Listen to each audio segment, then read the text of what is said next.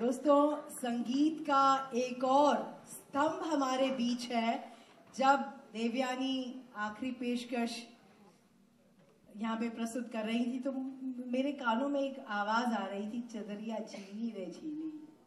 और जिसने इस को पॉपुलर किया वो है पद्मश्री भजन सम्राट श्री अनूप जलोटा जी। बहुत बहुत इस्तकबाल है और प्लीज मंच पर आए। आप लोगों के मुकद्दस हाथों से हम आज इस जज्बे का रस्म इजरा करेंगे।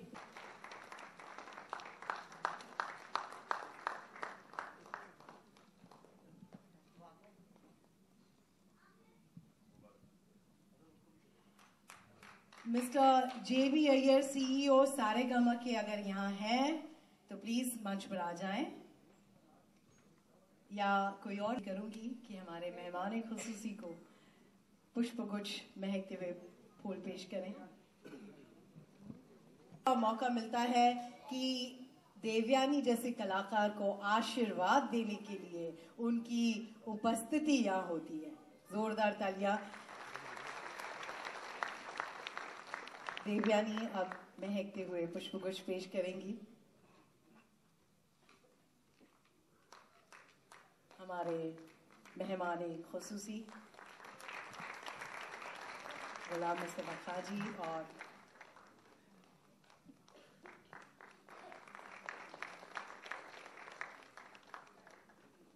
अनूप जलोटा जी को भी।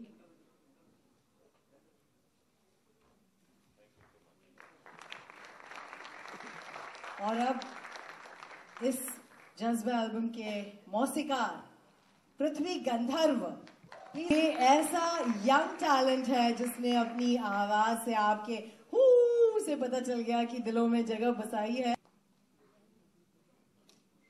अब वो पल आ गया है जिसका है आपको बेसब्री से इंतजार, सीडी रिलीज का। हम चाहेंगे कि बात है कि उस्ताद राशिद खान साहब हमारे आदरणीय उस्ताद जी के नेव्यू हैं, इसलिए उनकी हाजिरी तो बनती ही थी।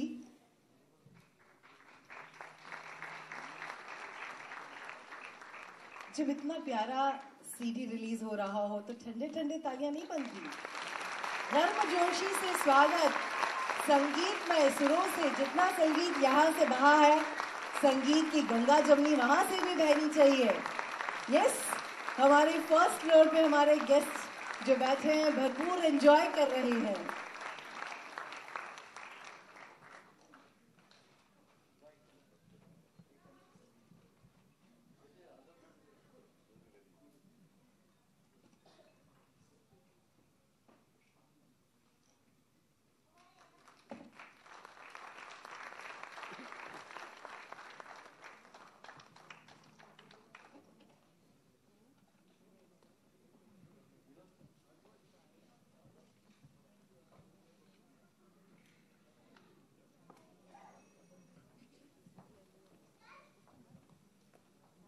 मुझे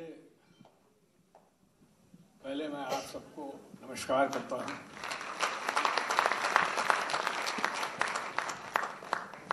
और उसके बाद है कि ये एल्बम रिलीज करते हुए हमें बड़ी खुशी हो रही है और मैं दुआ करता हूँ कि देवयानी को खूब तरक्की दे अल्लाह, नाम दे।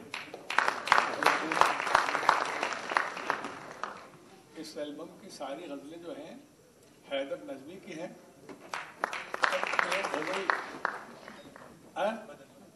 मदन पाल जी की है। तो अभी ये गा रही थी, आपको यकीनन बहुत पसंद आया होगा, मुझे तो बहुत ही अच्छा लगा। तो मैं समझता हूँ कि आप लोगों को भी बहुत अच्छा लगा होगा। तो इस मौके पर आकर मुझे बड़ी खुशी है। और मेरे साथ में मेरे भतीजे, इनके बाप भी बड़े प्यारे थे, हमारे साथ लखनऊ से बड़ी मुलाकातें हैं। तो बस मेरी तरफ से बहुत बहुत आशीर्वाद।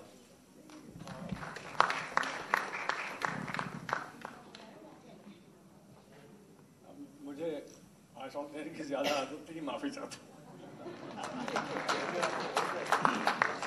अनुजा, हाँ। अब दोस्तों, हाँ साहब 6 घंटा गाना गा सकते, 6 मिनट बोल नहीं सकते।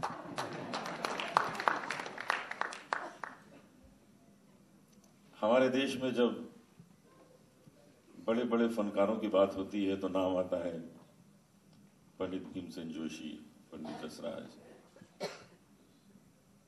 उस्ताद गुलाम मुस्तफा खान, किशोरी आमोनकर जी, परवीन सुल्ताना, मतलब इन सब के नाम साथ में लिए जाते हैं। ये भारत रत्न है।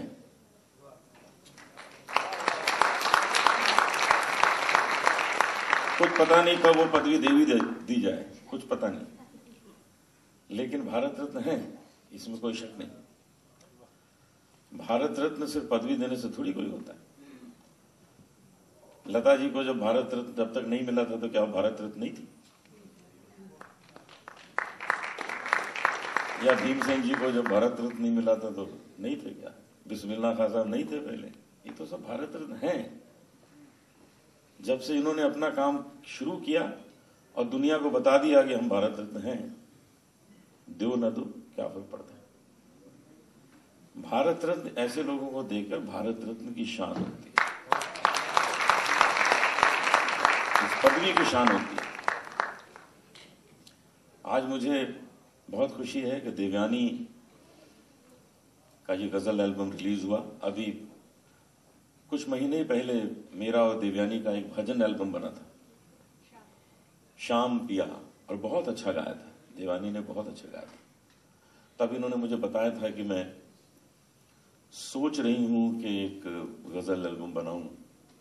मैंने कहा अब सोचा मत करिए, करा करिए, अंजाम दिया करिए। और सच में इन्होंने सोचा नहीं, बहुत जल्दी अंजाम दे दिया। और बड़ी बात यह है कि उसमें ऐसे ऐसे लोगों को साथ में सम्मिलित किया है जो बहुत मुश्किल काम है। उस्ताद राशिद खान साहब को उसमें लेना कितनी बड़ी बात है। हमारे नजमी साहब को लेना, इतने बड़े शायर हमारे देश के, मदन पाल जी को लेना, इतने अच्छे कंपोजर जो आपके सामने, इनको लेना कोई मजाक थोड़ी। हमको तो कभी नहीं गवाया इन्होंने। तो इस तरह का काम करा लेना मतलब बहुत बड़ी बात है। मैं बधाई देता हूं। और मेरी मैं फिल्म प्रोड्यूस करता रहता हूं, नाम अपना नहीं देता हूं, लोगों को पता नहीं लगता। तो एक फिल्म में म्यूजिक भी दे रहे हैं, तो बहुत मुझे खुशी है कि आज ये बहुत खूबसूरत एल्बम सुनने वालों के सामने आया। आप लोग सुनिए, इसका मजा लीजिए। एक कॉपी मैं भी लेके जाऊंगा। बहुत से यहाँ म्यूजिशियंस बैठे हुए हॉल में, हमारे जाने पहचाने आर्टिस्ट हैं। उसमें एक और बहुत अच्छे सिंगर बैठे हैं, जनाब घनश्याम वासवानी। मैं चाहूंगा घनश्याम जी स्टेज पे आए। हमारे देश के जाने माने गजल गायकों में से एक हैं, और गौरव वासवानी। बहुत खुशी की बात। आ जाएं, आ जाएं। कहाँ हैं? आइए गौरव जी, आइए। गौरव जी ने म्यूजिक अरेंजमेंट किया है इसमें, और म्यूजिक कंपनी को हम बहुत बहुत शुक्रिया अदा करना चाहते हैं, सारे गामा को। क्योंकि होता यह है कि बनाया तो बहुत कुछ जा सकता है, लेकिन जब तक सबके सामने ना आए तो बात नहीं बनती। Thank you very much for coming. तो अभी ये रिलीज के बाद में मुझे लगता है और प्रोग्राम है। और आप गाने वाली नहीं? गाने वाली गाना चाहिए। आप लोग क्या कहते हैं? अभी सुनेंगे आप लोग? मैं गाऊं? तो मुझे पहले एक एल्बम तो रिलीज करने दीजिए। सर थोड़ा गुनगुना दीजिए, थोड़ा गुनगुना दीजिए। पता है किनके बगल में मैं खड़ा हूं? इनके सामने कोई गा सकता है? हमारे चचा भी हैं, हमारे पिताजी के बहुत जिगरी दोस्त। लखनऊ में मुझे याद है, पिताजी मुझे कहते थे कि चलो म्यूजिक कॉलेज चलते हैं। वहां के जो प्रिंसिपल हैं डॉक्टर सुरेंद्र शंकर अवस्थी, उनके उस्ताद आए हुए हैं। तो मैं तो बहुत छोटा था, मैं कहता था अरे बिल्कुल चलेंगे। तो हम जाते थे अवस्थी जी के घर में, वो वहाँ के प्रिंसिपल थे। तो वहाँ पर बस ये होता था कि तानपुरा अवस्थी जी के हाथ में होता था, वो कुछ गा रहे होते थे और उनको ठीक कराने के लिए खान साहब गाते थे। तो देखो सुनो कैसे होता है, और उसी राग की फिर तरीके से बढ़त हो रही है और गा रहे हैं, और मैं और पिताजी बैठे सुनते रहते थे। इतने बड़े फनकार हमारे देश के हैं, न जाने इतने जो नाम लिए गए कितने लोगों ने इनसे सीखा है। आशा भोसले जी, शान, हरिहरन, न जाने कितने आर्टिस्ट हैं। और आजकल तो ये कुछ स्टेटस सिंबल हो गया है कि जो प्लेबैक सिंगर आता है इंडस्ट्री में उसको कहते हैं अरे पहले जाके खान साहब से 2-4 महीने सीखाओ, फिर तुम्हारा सुर ठीक लगेगा। तो लोग जाते हैं, सीखते हैं, उसके बाद म्यूजिक डायरेक्टर्स उनको अपनी फिल्म में गवाते हैं। तो एक बार जोरदार तालियां खान साहब के लिए। ये हमारे देश की वो हस्ती है जिनसे सीखे बगैर काम बनता नहीं है। तो मुझे गाने के लिए कह रहे हैं, अगर गा सकता हूँ बुलाएंगे।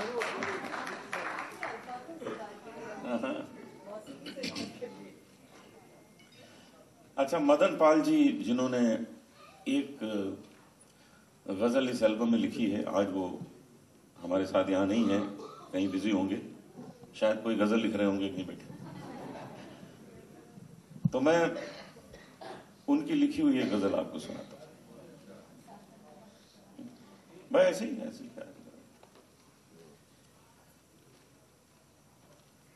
गैर को दर्द सुनाने की जरूरत क्या है, गैर को दर्द सुनाने की जरूरत क्या है, अपने झगड़े में जमाने की जरूरत क्या है। शेर है, तुम मिटा सकते नहीं दिल से मेरा नाम कभी, तुम मिटा सकते नहीं दिल से मेरा नाम कभी,